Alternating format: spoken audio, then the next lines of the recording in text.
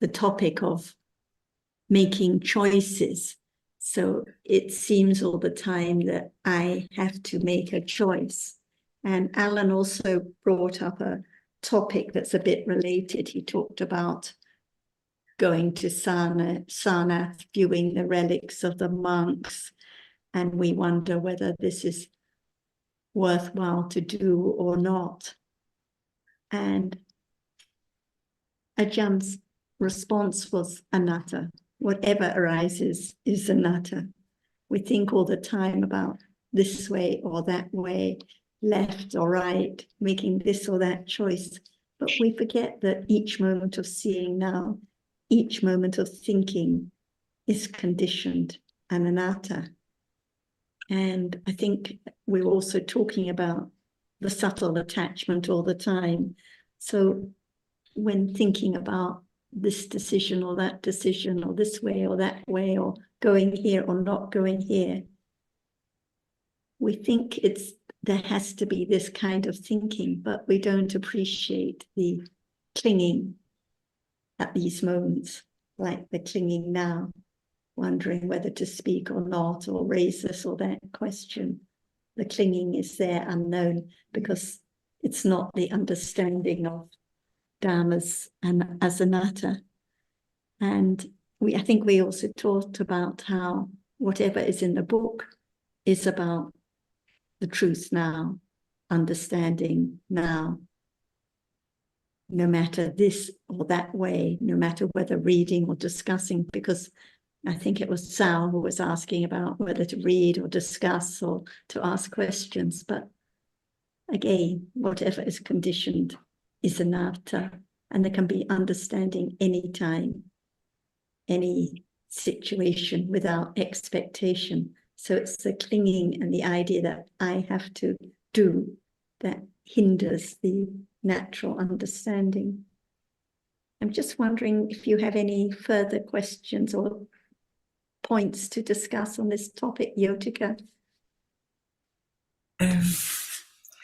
Yes, if there is no I, if there is no I, how is it possible to who is clinging? No one is clinging, just the clinging, the mental factor of clinging arises and clings. It can cling to anything at all. It can cling to seeing, it can cling to what is seen, it can cling to I, it can cling to panya, it can cling to pleasant feeling, to calm. So clinging arises because it's been accumulated and is accompanied always by ignorance. Because of ignorance, there is clinging. And that's why life goes on and on and on, because of ignorance and clinging. So it arises because it is the habit, the accumulated tendency. The tendency is always there, ready to condition the clinging whenever there is an opportunity. So even now, after seeing or hearing, the unknown clinging arises instantly, long before there's any idea of someone or something or calmness. But the clinging is there by conditions, not my clinging, not anyone's clinging at all. So there's also not letting go of the tendency. At the moments of clinging, there's no letting go. But when brief moments of understanding arise, even moments of wise considering, it is the beginning of letting go. And when there's more and more understanding of what is true, that it is just seeing now, conditioned Dhamma, not my seeing, just what is seen, not something, then this is the only way there can be the gradual letting go of the idea of I. But we can go on and on and on, because there is also understanding is also on itself. Everything is on itself, it's not me. Right, everything is anatta. So if there are conditions, understanding will arise. If there are no conditions, it won't arise. The considering carefully now is a condition for understanding to arise. If there's never been any hearing or considering about different dhammas as dhammas, not as I or anything, then there cannot be any understanding about those dhammas. So the hearing and considering now is a condition for understanding to develop, but not by clinging or wishing or expecting for it to arise. And Jyotika, just to take a step back for a moment, there is a set of mental and physical phenomena that I know as Jyotika and you know as me. And that's the same for everyone, because each set of mental and physical phenomena that make up what we take for a given individual is discrete from all other sets of mental and physical phenomena. And all that what we're discussing is the nature of those mental and physical phenomena that we take for me or another person. So we're not analyzing the individual as a whole. We are talking about mental and physical phenomena that are the foundation of every concept we have of a person or a thing or of a me.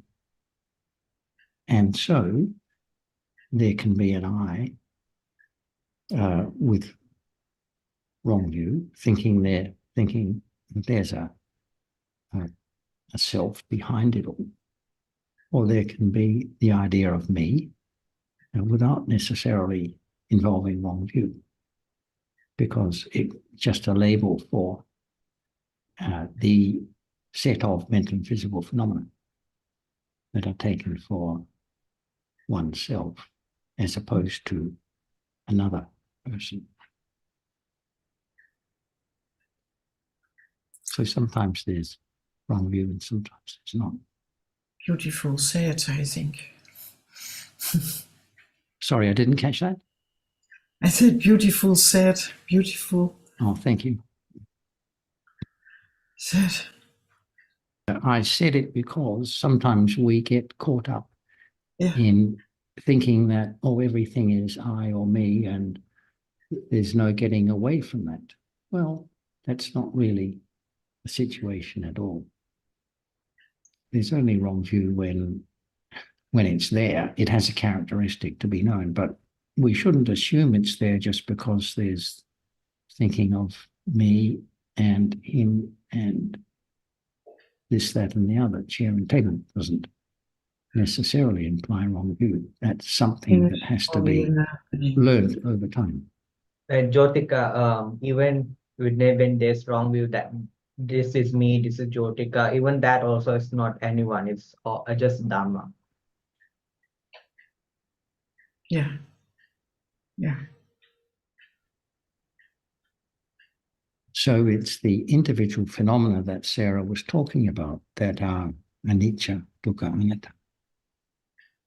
But only understanding can see that when it has been developed sufficiently. But we can grasp at a conceptual level what it means.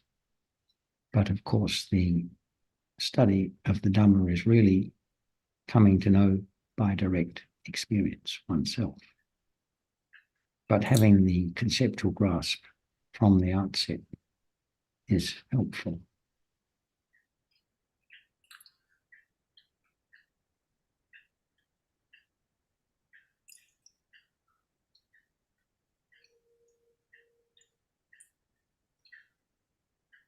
And I think we discussed last time how there has to be the development of so much patience not to try to do anything, not to try to even understand, but just let the understanding work its way very naturally, so that gradually there is the letting go of I and more understanding of the truth now, but not by any trying to do or following any idea or practice at all. Yeah, but Zhao asked a question last time about connecting the deep meaning in the suttas with daily life. And Ajahn just stressed the importance of just now understanding what appears, gradually letting go of the clinging to I. yes, but actually we are all entangled in web. So when we saying that try not to cling and all that, and again is this trying not to cling. So actually it is tangled all the time. We're in the web of wrong view and all akusala all the time. This is why we don't say try not to cling, because try not to is Yeah. doing. That Yes. is the wrong way. Yes. Yes, That yes. is not understanding Yes. what is conditioned. Clinging is conditioned. It's Yes. another Dharma. Yes. If there's trying not to cling, trying not to get angry, trying not to this or that, it's all I, trying to change, trying to do something, not understanding what appears right now, trying to understand the deep meaning, trying to untangle the sutta. It's I again. So it's different from just understanding what appears naturally, no matter it's seeing or doubt or clinging. They're just different dharmas that arise and fall away. So this is why there has to be the careful consideration of each word.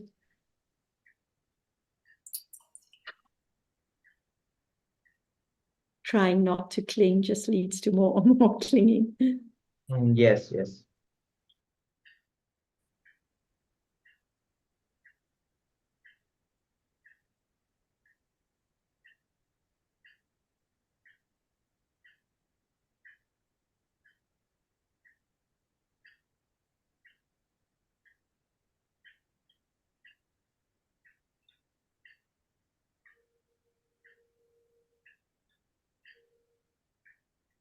Last week, we also had a good discussion about the danger of dharmas, because some friends like Sundra I've had discussion with before about the danger of realities. And I think, Sundra, you thought it's not the right word, but as Jan was explaining last time so clearly, whatever is not permanent, whatever arises and falls away, is dangerous.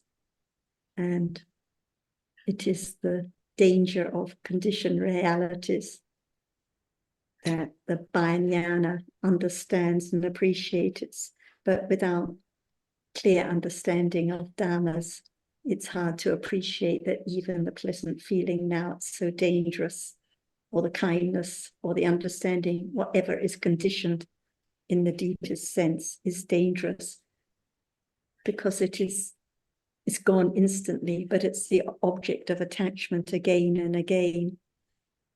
Even the conditioned dharmas of the Buddha are dangerous because they're the object of clinging for others. So it's only the right understanding that can see that danger. So Sarah, we're talking about just understanding an aspect of a Dhamma, which we cannot convince anyone. It's just, if there's understanding, it will understand that aspect, that particular aspect of the Dhamma. Right. So it is an aspect that whatever arises and falls away is impermanent. It's anatta, it's foul, it's dangerous. And the Buddha gave so many analogies to indicate just how foul and how dangerous whatever is conditioned is. But without the understanding of the conditioned nature of Dharma and the anatta-ness of Dharmas, it's impossible to see that danger. But there can be the beginning of wise considering about all that we find so precious and important in life are actually just different dharmas that are not worth clinging to at all, and which are dangerous, burning whenever there is clinging to them. Anything that arises unsatisfactory and dangerous. That's exactly right. Let's see if Ajahn would like to add more to any of these topics we've been discussing so far. Even thinking about the danger of whatever is now arising and falling away cannot be realized. How dangerous it is when we see the bomb and what was hit by the bomb crumble down. We think that it's so dangerous. But what about now? Not far away. Each moment is that. At moment of realizing the truth is so dangerous of samsara. How come to be just arise and everything tumble down by that which is no one can stop the way it is, arises and falls away. That's why it's easy to say that life is dukkha, but as long as dukkha does not appear as dukkha, is it dukkha? So that's why it is the noble truth, the ultimate truth, unknown, but it can be known at moment of understanding the truth of moment to moment right now, little by little to understand the truth of life. It's not permanent at all. This is just the beginning, but the truth is that is there enough understanding of that which arises? What is it? How can it arise by conditions and so on? That's why not just thinking about the danger of what is now arising and falling away, but it is learning to understand the truth of what is there as it is, little by little. Otherwise, it's I or me or anyone experiences such dangerous moment, but in truth, it has to be no one at all are dhammas. That's why learn to let go the idea of self from the very beginning to understand the truth of what is there arising and falling away as it is. At that moment, is it so dangerous? Nothing can compare with that at all. Right now, here, see, that's why it has to begin to understand the truth little by little. What is there? It's so very subtle, hidden. It's not a rose, it's not the curtain, it's not the bed, but it's just appear when there is seeing, a reality which arises and see. Nothing can see what is there appearing now, whisper object, only that moment, only a reality arising, and it cannot experience other thing else, but it just arises to see. That's all. A moment in life, from birth to death, life to life, on and on and on, endlessly. But the truth is that no rose, no bed, no thing, no one at all. It's only different realities, conditioned to arise and to be experienced by that which is the chief of experiencing. Otherwise, there's no world. So the world depends on that which arises to experience. That's all in life, from life to life. Is it boring? How come endless arising and falling away at all? And no one can stop the way it is because they are dhammas, different dhammas. So learn to understand Dhamma, that even right understanding or any kind of understanding of the truth, stage by stage, cannot be taken for I or anything at all because it's not there forever, never to arise again.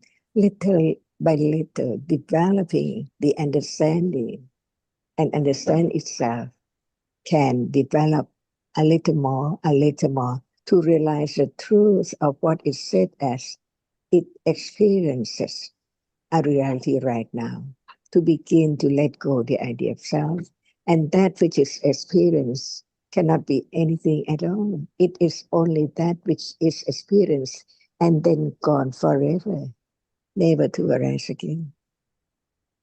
That's why we learn to understand the truth, because the truth is that it's conditioned, it arises and appears and then gone. Only that from moment to moment, developing gradually to not forget the truth of that which is seen, that it does not appear as it is. But the truth is that it appears and then gone, rising and falling away. See? Where is it now? That which is seen, never to be seen again. No matter what we are talking about, the truth of that conditioned reality which appears is the arising and falling away, unknowingly, secretly, but it can be thought about gradually, little by little, unexpectedly. What is there? Because it hasn't arisen yet. So the expectation for what is the moment to be understood by the developed understanding. All are anatta. Learning to understand the anatterness of whatever is there. And that is the only way to let go, cling with ignorance, to take it for something as now.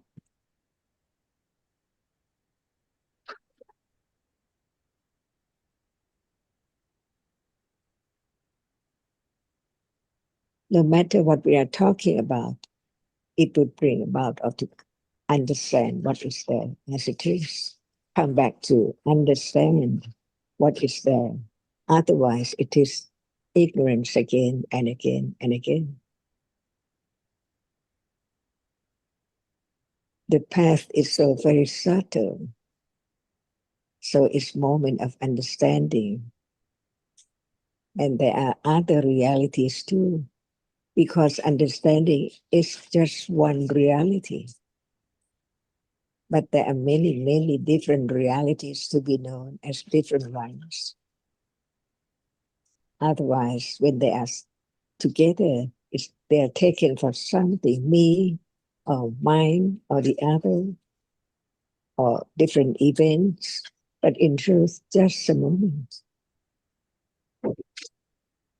And even this can bring about a change in life gradually, understanding what is there by conditions, who know. There can be higher understanding, the moment of that which appears with awareness and understanding of the truth. So very little in the beginning, but the more it's known. But how long it will appear as it is. And only to right understanding, not to ignorance or attachments. Why it does not appear? Because ignorance, see. But when there's less and less ignorance, there can be more understanding of what is there as we have learned. Unexpectedly, because it hasn't arisen yet. So no matter what is said by the Buddha in Sutta or Vinaya or Abhidhamma, can be known when time comes by conditions only, to let go that no one can do anything, no one can make it arise, but it's that pop up right now, unknown, popping all the time by conditions. So the word of the teachings become clear, a little clear to understand the truth, popping up all the time, unknown. Only right understanding begin to understand reality, only one. No choice, by conditions, unexpectedly, of what is there now. It has to be now, because the truth is now popping up and then gone.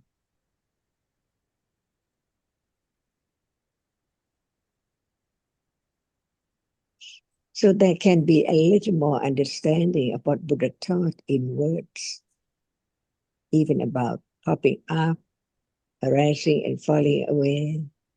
Nothing can be controlled, no expectedly, unexpectedly, whatever is there. Who expect? Who can? No one at all. No matter what we talk about any moment, the truth is that there must be a reality which is conditioned to be such and such level of attachment, ignorance, understanding, or liking, disliking in life, on and on and on. When there's no understanding at all, more ignorance, more attachment, more other reality covers up the truth of whatever is there from moment to moment. So at moment of hearing about the truth, it's the understanding of the nature of that which appears all the time, but not known because no thought about it, no considering at all.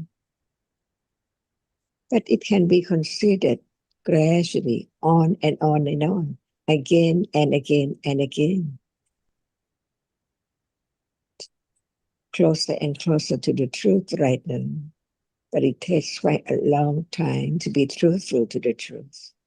Without conditions, how can there be the moment of understanding what is there as it is, little by little? So even the idea of what is there is real, but it cannot be known. Can condition moment of begin to see the danger of not knowing it.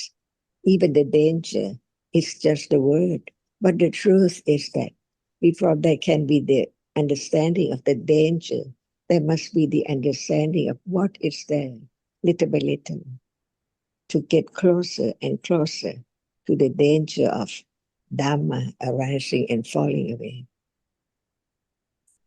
Otherwise, clinging is there by ignorance from moment to moment. Go on and on and on. Never get out of samsara. Never stop conditions for whatever arises, stage by stage.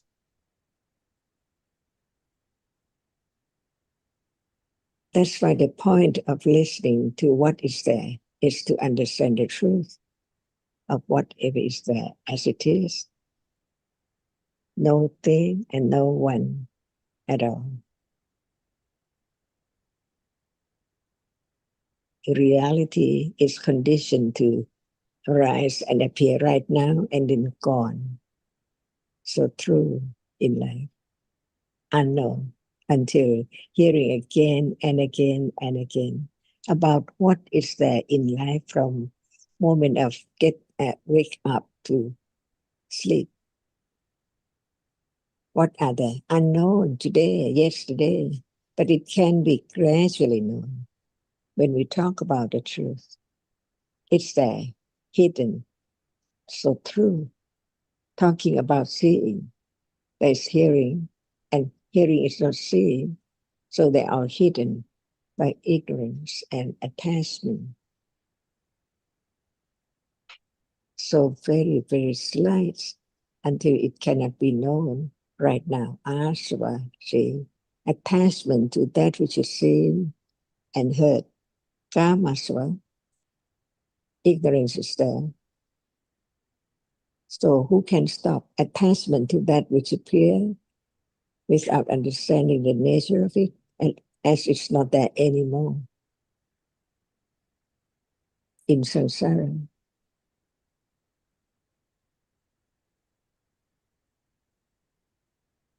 When there is the basis, the foundation, the ground of understanding the truth, there can be understanding of the nature of what is there that taught by the Buddha. It's just a conditioned reality, different by conditions. No one can stop the way it is. No one can make it arise. It's there even right now, seeing. It's there all the time, while there is hearing and talking and thinking about smelling and so on.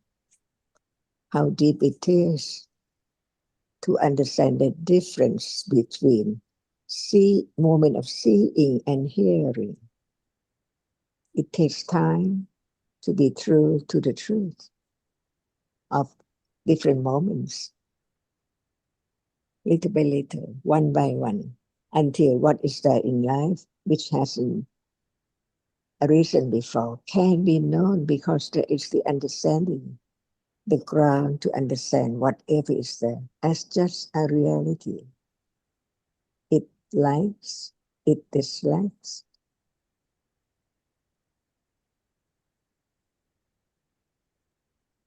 Whatever is there right now, hidden until it's known, gradually from hearing, considering, until it's there appearing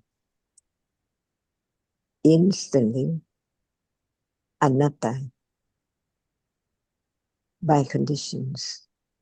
Otherwise, how can it arise? Just right now. Anytime in samsara, the sin arising and falling away by conditions.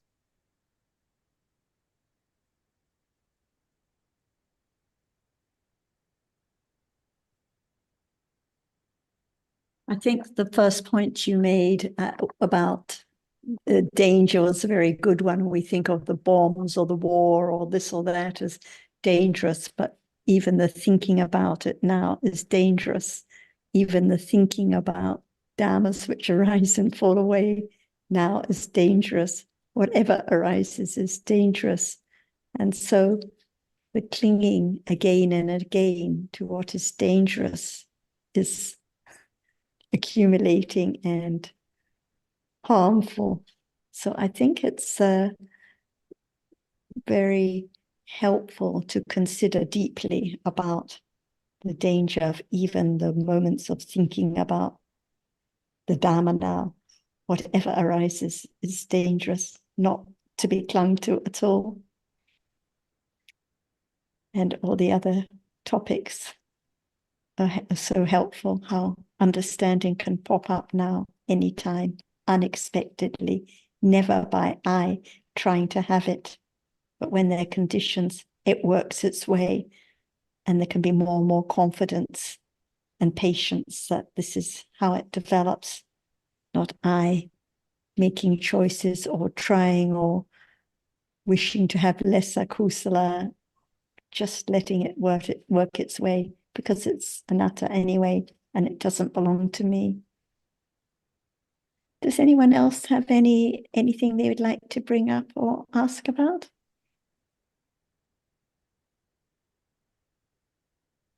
Um, Go could ahead, I Craig. ask? Oh, thank you. So if a Paramatha Dhamma appears and then it disappears immediately because there's no condition for it to stay, the clinging to the Dhamma that appear, it's the one that originated is already gone. So what is the object of clinging? It's a good It's like question. Yes, because as you say, like the visible object, it's actually gone. So it's clinging to the sign of visible object, even clinging to the fantasy, clinging to the idea that there is still visible object, there is still a sunrise or a sunset or someone there, but it's just a fantasy because the visible objects have arisen and gone instantly. So by the time there's clinging, there's no visible object anymore. It's all gone. It's gone. When there's clinging to the hearing now, the hearing is actually gone, or clinging to the sound that is heard, it's gone. So this is why the clinging is so useless anyway. It can never get what it wants because it's always clinging to what is gone. It's always clinging to that which is unsatisfactory and dangerous and not even there at this very moment. So it's just the sign or the fantasy that is the object of clinging. The reality itself is gone. And I was curious, how is it that the characteristic of different dhammas is unchanging, like it's said to be an ultimate truth. Like the hearing is distinct from seeing, Right. but even though there's so many different sounds and Right. So each sound heard is different, never the same. Each one has fallen away, but still the sound rupa always has the characteristic of being that which is heard now, no matter whether it's high pitched or low pitched, loud or soft, it's still just sound, just the reality that's heard. And when there's understanding of sound, it's just of the nature of sound, just as it is. And whatever sound it is, it's impermanent and unsatisfactory and anatta, of course. But each sound is just sound, no matter what sound it is. And the same for each hardness, no matter whether it's hard hardness or soft hardness or what kind of hardness it is, it's still just patui dhatu, it's still just that, it's still just hardness that is touched. And for temperature, for any reality, may be very hot or it may be very cold, but it's still just that reality of temperature, of heat, no matter what degree. So any heat rupa is heat rupa, and any rupa is rupa, kanta, but each one is different and arises and is gone, never to return again. Is that a little clearer? that is, yes, thank you. Is it the meaning is like with regard to thinking and the meaning of the concept or the idea are those like is meaning a characteristic that can be known that's a Paramatha Dhamma? What is the reality of meaning like now? Thinking of the meaning of what is said. What is the reality of meaning? Concept. It's like an idea. It's just something transmitted through a language. It's just an idea, a concept, like the meaning you attribute to what is said now is different from anyone else's idea of the meaning, because it's not a citta, it's not a cetasika, it's not a rupa. So it must be a concept, an idea, thinking about different meanings, thinking about different ideas. The thinking at those moments is real and arises and falls away. But what is thought about, the idea, the concept, the meaning, is just what is thought about. Yes, in what sense were you using meaning there, Drake? So we can understand better what you're getting at. I was kind of just trying to learn more about, like, because I just read something about meaning and thinking, and it made it in the context of those sentences. I think it was from the survey of Paramatha Dhammas. I wasn't sure, but I think the way Sarah explained it was pretty clear that thinking is something that is real, but the meaning that's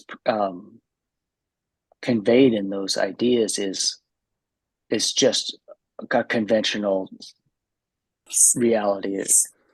Right, and we know that is learned in this lifetime, isn't it? Something, yeah. Whereas the realities the Buddha spoke about are constant and universal. So what is attachment? The characteristic, what is meant by clinging, or the quality of wanting to have something or liking it. Everyone knows what that means by their own experience, not by having been explained it.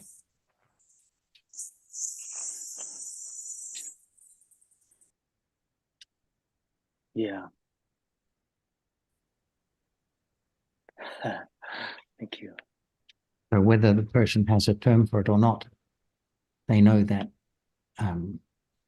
that reality. And same for aversion, dislike. Whether they have a word for it or not, they know what it is by their own experience. Just if I may there too, Drake, can you hear me okay? Because I'm in quite a remote place at the moment. Yes, I can. Thank you. I think Jonathan was correct to ask you what you mean by meaning, because I won't go on too much. It's a little bit, I'd like to quote your Pali passage, which is a Dhamhi Natasaranam Walcha Natvianjanam, which simply means the meaning is the protection, not the word. So as the others have alluded to, meaning can have different meanings depending on the concepts, depending on what's involved. So when the Buddha said Adhamhi Natasaranam Walcha Natvianjanam, he's saying the meaning is not in the word. The meaning is the protection, not the word. And sometimes perhaps it might be helpful to consider that, because as I read the word meaning, it can mean different things in different concepts, in different contexts. Something else that perhaps you might like to think about. Yes, the meaning can also refer to that which is understood. It's not being able to recite the word, it's to know the meaning of the word by direct experience, preferably. So meaning can be used in that sense too. So in other don't words, just understand the words, get to know the meaning. or the meaning here probably refers to that which is referred to. So I think that's what is meant.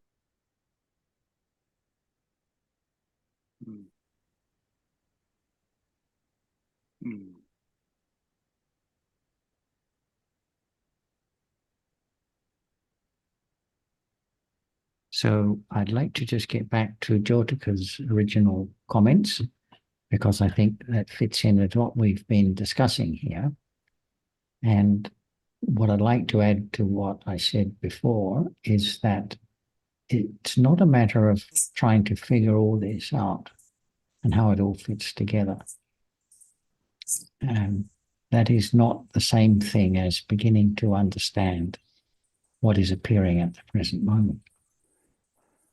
And we shouldn't let the fact that we can't piece it all together be a hindrance to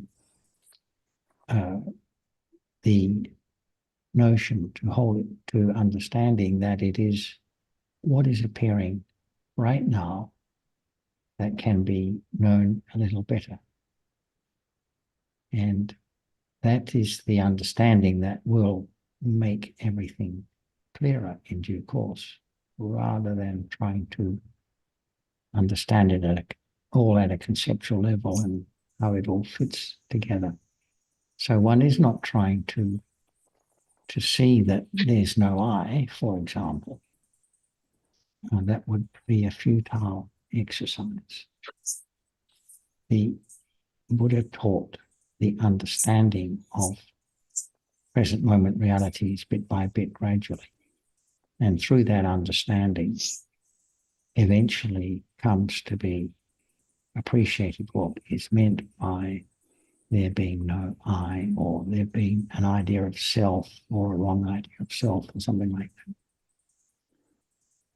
that. I think those are really helpful words, Drake, that Jonathan has just shared. Sometimes we want to, have everything really clearly in our mind. But from my own experience, I sometimes have felt that that's kind of certainly a frustrating, but can be, as Jonathan has alluded to, a rather futile effort, because we're trying to think the Dhamma out. And that will not work. But we cannot think. Again, we get into delicate territory, because thinking has its place. But I think we can overthink things, if that makes any sense. And I think incredible patience is needed, and and Tanajan Sujin would always remind us to come back to the present arising reality, which may be hardness or seeing or thinking. They're all real, and those realities may not be apparent.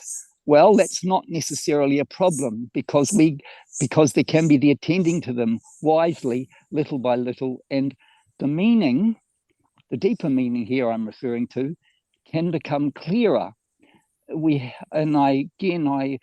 encourage real patience here, because Dhamma is not, you just don't say, all right, you don't just kind of take it down from the shelf and say, yeah, I've got it. It's not like that. It's very difficult, even intellectually, to grasp, but effort can be made, right effort can be made to attend to the presently arising reality, which may seem incredibly obscure at this point in time. And again, I just say to be patient, and I would really encourage you to keep listening and considering carefully, which I know you do.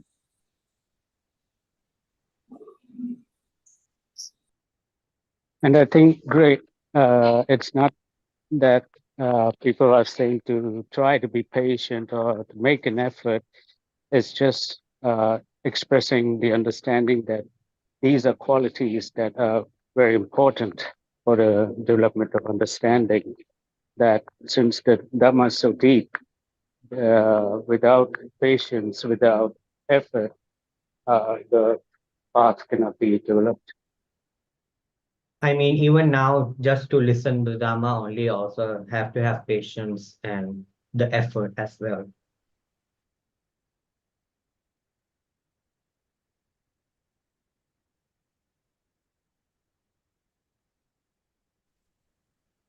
Is that like the difference between interest and trying to understand? Like, trying to understand would be clinging to the idea of the self and trying to make something happen, where just listening with interest is a little bit more passive. Well, we can't necessarily, I can't, only Panya will know that, a genuine interest in trying to clarify the meaning can be very helpful. However, it may be just unhelpful just as easily. So it's a difficult, and that might sound like a very evasive answer, but it's just, that's the way it is sometimes. It can be helpful, and I would never want to discourage you from asking questions, because I think, certainly from myself, speaking for myself, I have found it very helpful. And Tanajan Sujin, I have found incredibly patient over the years in helping me to tease apart different aspects of Dhamma, which I believe has been really helpful for me.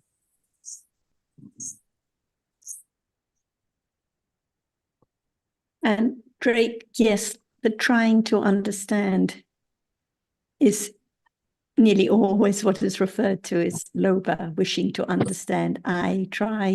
Trying to work out the meaning, trying to catch the detail. This is loba. The interest, like you say, there can be listening with interest. Interest can be kusala or akusala. So now there must be wholesome moments in order to appreciate what's said and to listen with interest. There can also be interest with loba too. So traps all the time. So that's why the panya has to develop deeper and deeper and be very truthful to what is there. There can be interest with curiosity to catch the picture, to understand the detail. Loba again. But moments of understanding, it is with interest that is wholesome. In case this is what you are wondering about, yes, lopa attachment is not the path. It leads to the wrong way. It is just more attached. It's a kusala. On the other hand, the interest that is kusala, the interest that is accompanied with understanding, that's a very important factor. There is, I think it's called itipada or something like that, which is a factor, one of those Itipadas is interest. So we can see the importance of interest. Without the wholesome interest, there won't be any wise listening or considering or understanding at all. No interest to even join the discussion or open the book or discuss at all. So yes, as Sukin said, there must be the wholesome interest, but an unwholesome interest is always lurking around the corner, ready to cling at any moment, any time. And most of the time it's actually unwholesome interest.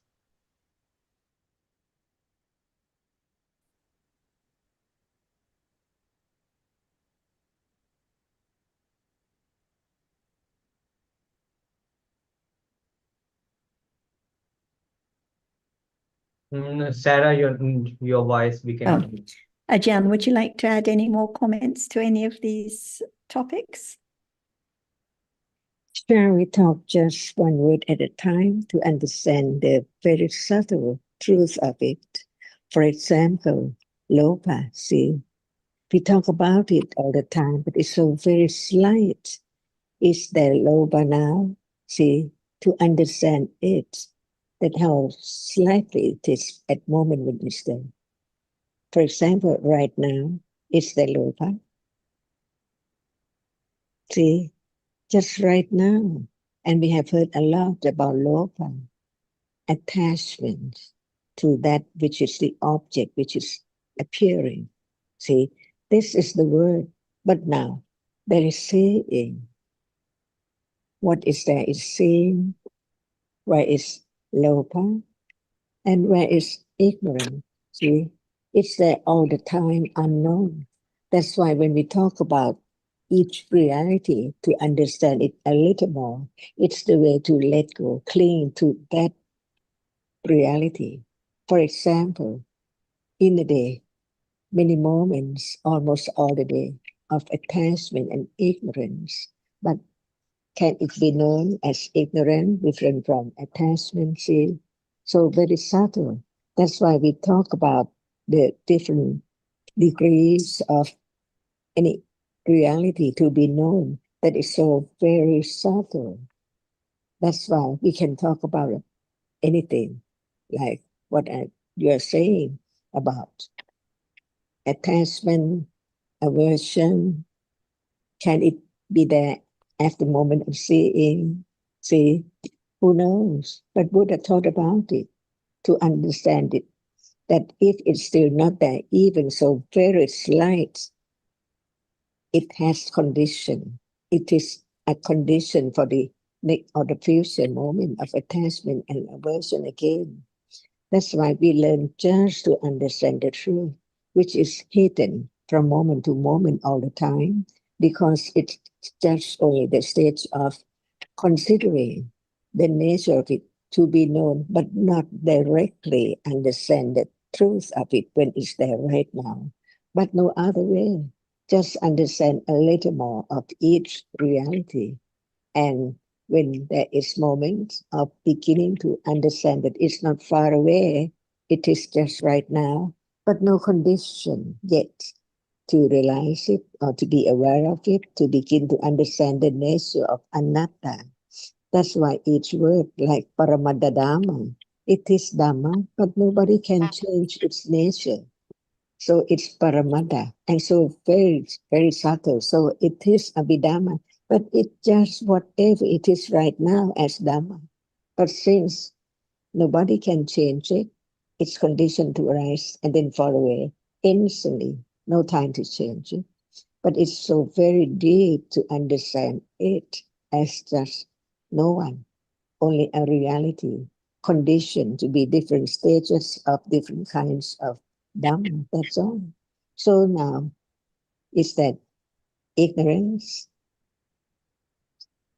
hidden, or clear? And attachment, so very slight, until it's so slight as it is not known as it's there right now. That's why we talk about each reality to be known as just Dhamma, little by little, to let go by understanding of each moment, the path leading to realize the truth. That's why we can talk about just one reality at a time to understand a little more the truth of it, to let go the idea of it's me or mine, like ignorance and attachment, for example. Is that right? All around, each moment almost is there to be known when we understand the truth of it little more as intellectual understanding. That is not direct understanding yet.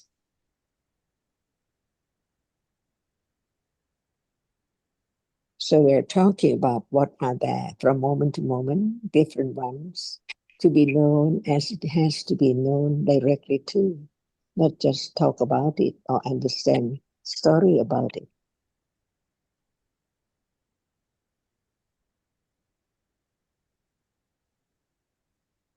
So we learn each word of the teaching of the Buddha because it's so very deep. But it's there, see, it's deep, but it's there.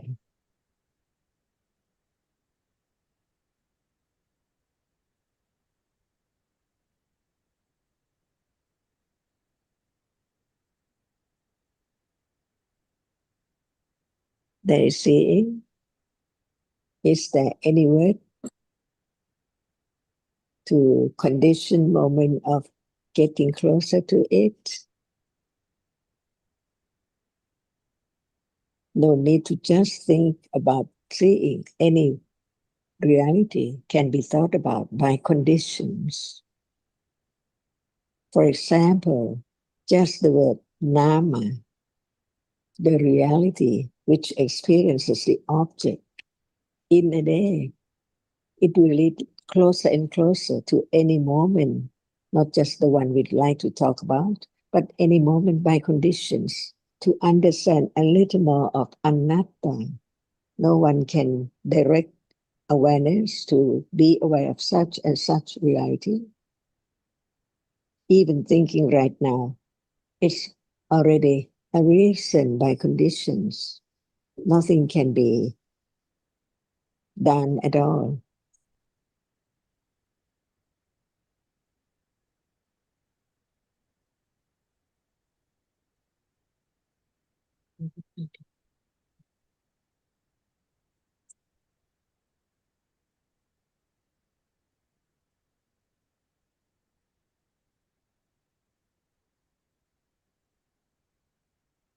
Can anything be done by someone? Impossible. Even just thinking is conditioned.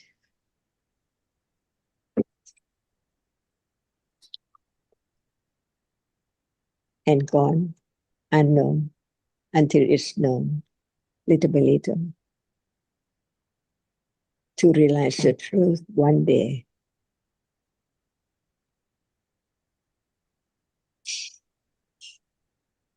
But without understanding the truth, it's impossible to let go the idea of something.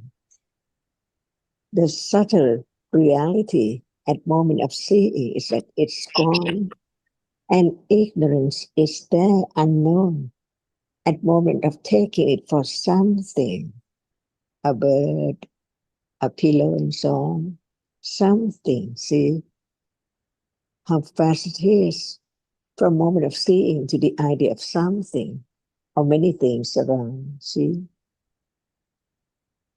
And the understanding of the truth that it's just a moment of experiencing shouldn't be ignored.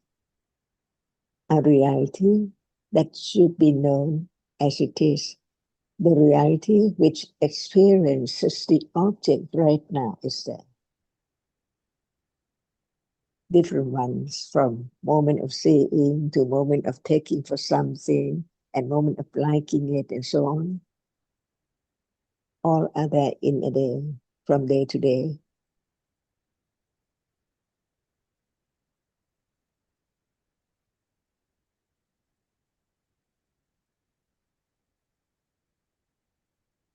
Is it dangerous? Ignorance, attachment, condition, moment of kaya, deeds, body deeds, speech deeds, and mind deeds all the time.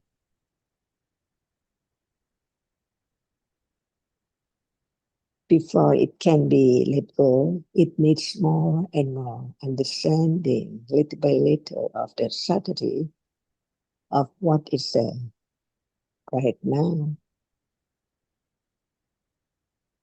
And that moment of understanding is moment of letting go, gradually, little by little, until it appears as understanding directly of that which is now. By conditions. So what is there now which does not appear yet? Right understanding can understand the truth of it gradually.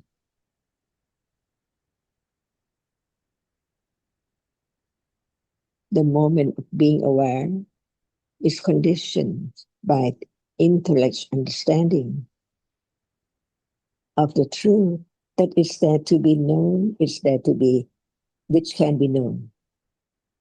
But it depends on conditions, whether it is now known or not yet. But the conditions understand the truth, which letting go, taking it for something in the day, by understanding the truth, that is just a conditioned reality arising and falling away instantly.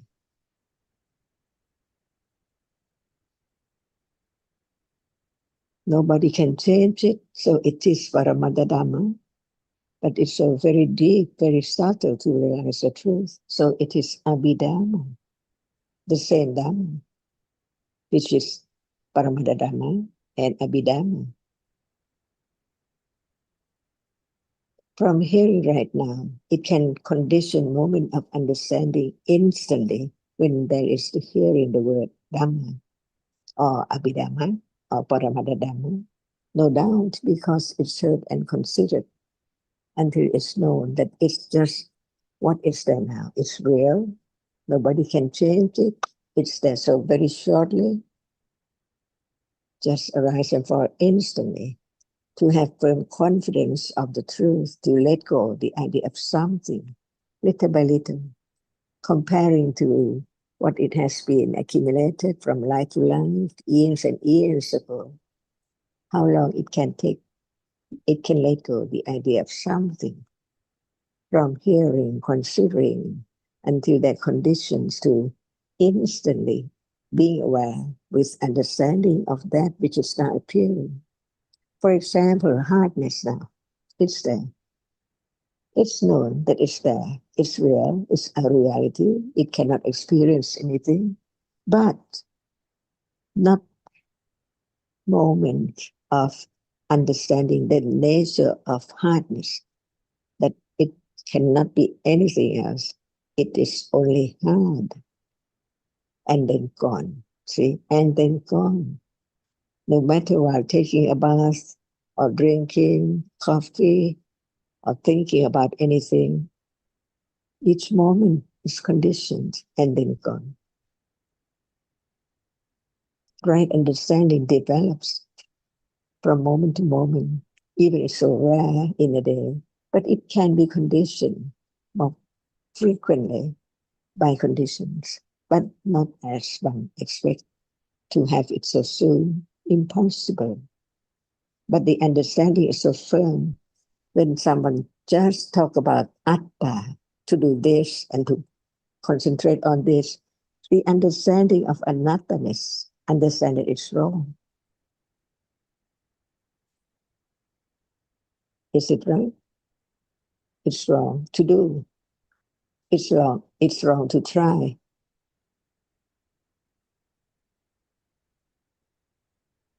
And understanding what is right and what is wrong is the beginning of confidence of the truth.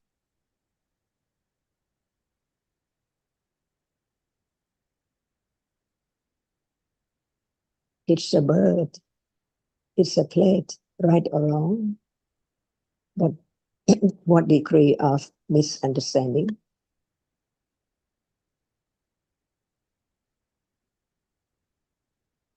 Thank you, Ajahn. As you say, even now, slight loba or stronger loba arising almost all the time, as Hadjit said, so much more common than moments of kusala anytime, but good to know.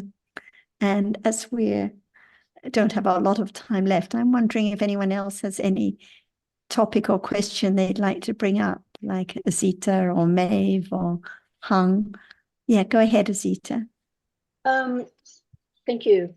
Ajahn, you said the moment of understanding is the moment of letting go. So that, I mean, the moments of understanding are very, very few and far between. And so letting go is that why it just takes so long to let go of attachment and ignorance and all the other glaces? So that moment that moment of understanding is so rare. Is that right? If there's no understanding of at moment of beginning to have a little more understanding, what are there? Can it be there? For example, no understanding of sati. Can there be sati in a day? Taking that moment for someone and something all the time. But actually they are the reality. So true. No one. Can it be gradually known what is what, little by little? Yes, Ajahn, and I do think the understanding does come from just listening again and again to these words of the Buddha. But yes, go on, Ajahn. And at moment of understanding that what is there, just by thinking, only thinking, is it there in a day? The thinking, you mean? Mm-hmm. About what the truth of it in a day, that seeing is just now experiencing or see. Yes, there's more thinking, it seems, these days about what I've heard than in the past.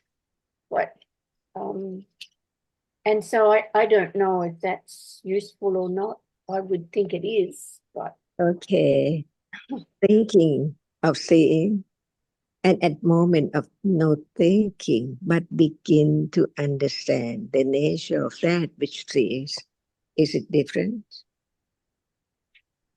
yes, it must be different. So right understanding knows what is there as it is. Otherwise, it cannot be right understanding. That's why each word should be carefully, wisely considered to understand the truth. That is so very deep, and no one can do anything, just understanding a little more. If there's no understanding in a moment a little more, how can there be very big or great or sharp understanding of that which is there, as we heard, the truth of it? The understanding that it's quite a long, long time to understand the truth of what is there, so true that we have heard, that is right understanding of and it let go. That it's not as long as we think. See, some people think that they can attain wisdom or stages of vipassana in this life, but no understanding of what is there now. Is it possible? No, it's impossible. That's why the more we learn about this subtlety of reality, the more it letting go wrong understanding and attachment to some idea, wrong path.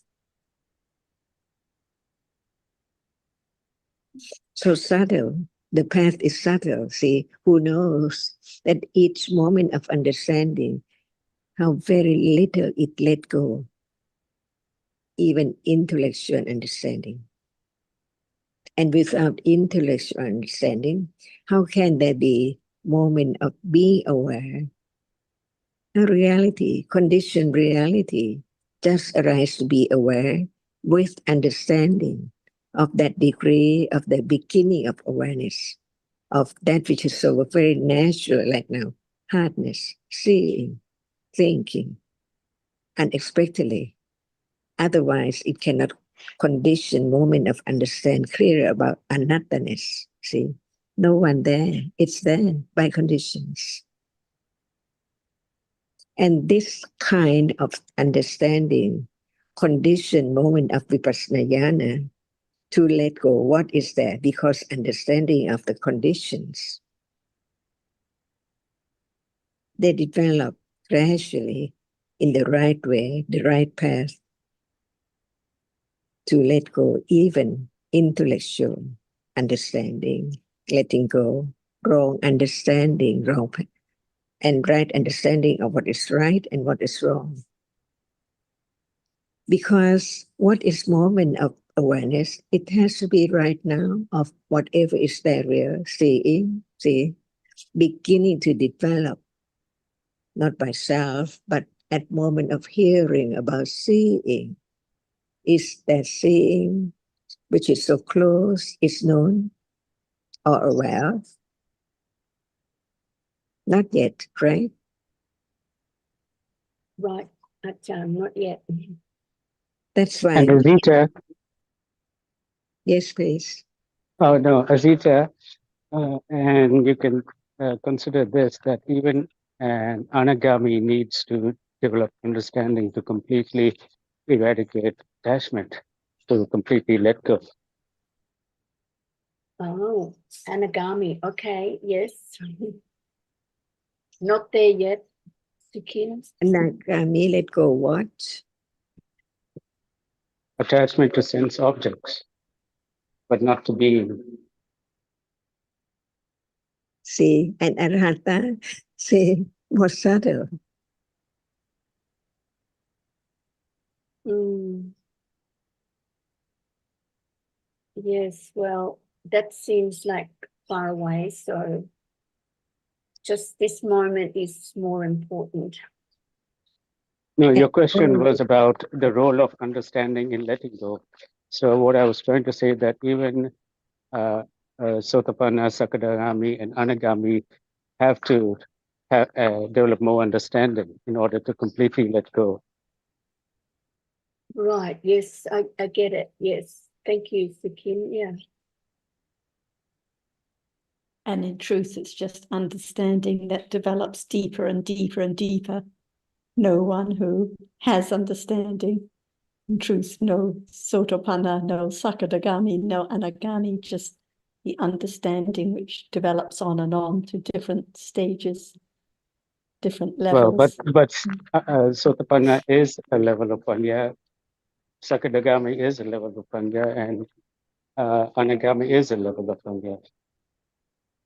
So it is just the level of understanding. It's not someone who has the panya itself, which just develops deeper and deeper to different levels, different degrees. But I think, Azita, your point is good. It's what about now? What about the understanding of what appears now? Because if there's no beginning now, there will never be the high levels of letting go. So it does always come back to this moment. Well, that makes a lot of sense to me, because we've been talking about that for a long time. And of course, when you think about, there is only now. So, well, that now is gone already. So that the understanding can only grow now if it arises. So, yeah. And one can dream and think about when there's no attachment to sense objects and so on. But what about now there is attachment to what's seen, to what's heard? What about understanding the attachment now? because otherwise it cannot develop, cannot be any more letting go. So it is always back to this moment, to what has arisen now and fallen away now, what appears now. Yeah, thank you. Thank you, Ajahn. And also Sukin for your points. Yes, okay. Shanti, would you like to express what you would like to say?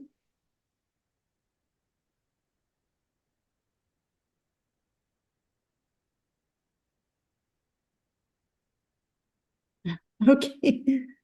And anyone else? Maeve, anything you would like to add today, or Robert, or Hang, or anyone? We can't hear you, Maeve.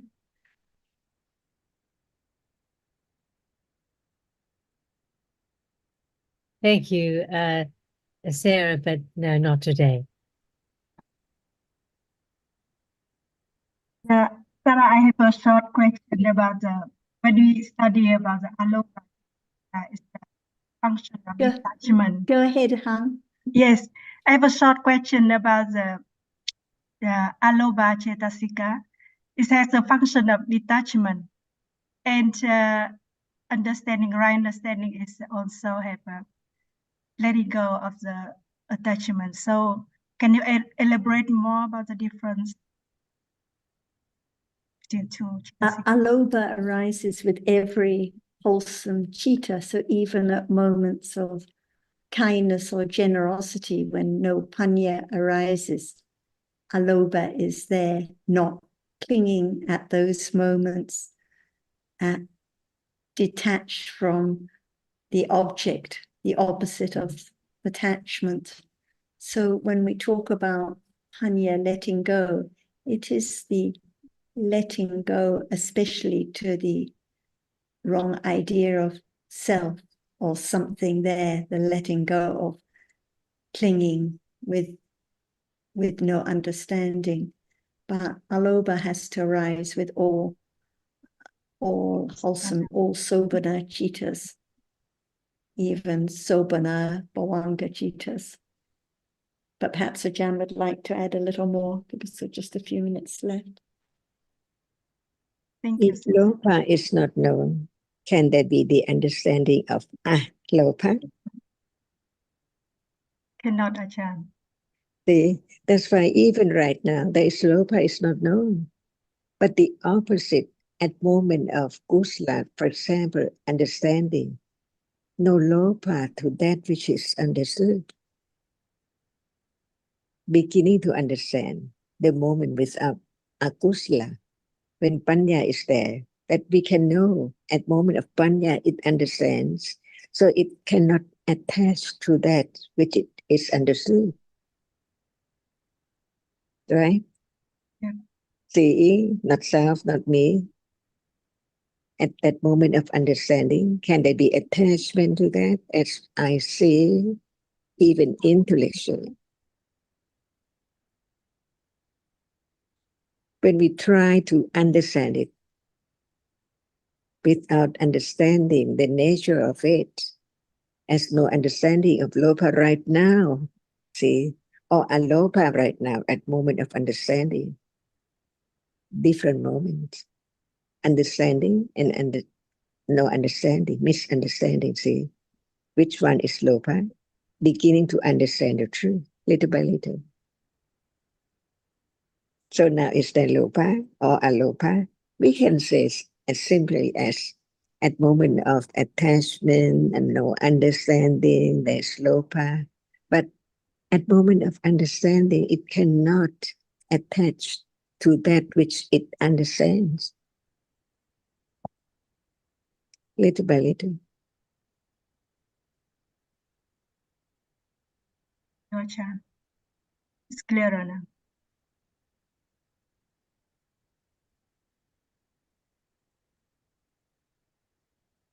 But that's not enough.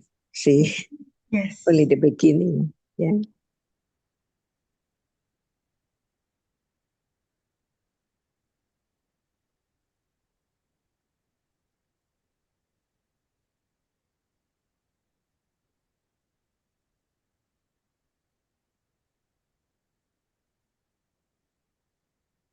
Ajahn, I have another question of something you said a moment ago. It's deep, but it's there. And I just wonder what the it is. Is ignorance there now?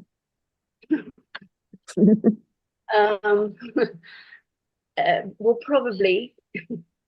Is it known? Is it No, known?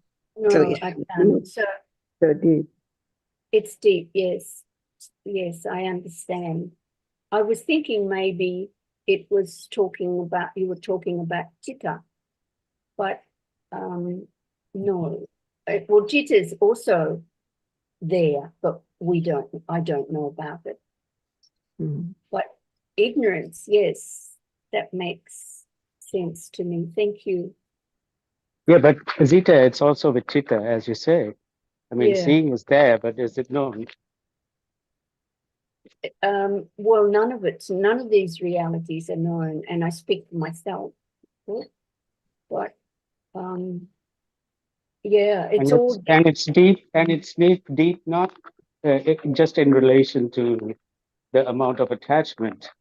It's deep per se. I mean, Dhamma is deep. yes, I agree, Sikhin. I agree. Yeah. Thank you. Nice to hear your voice back here again, Sikhin. Thanks, Zita.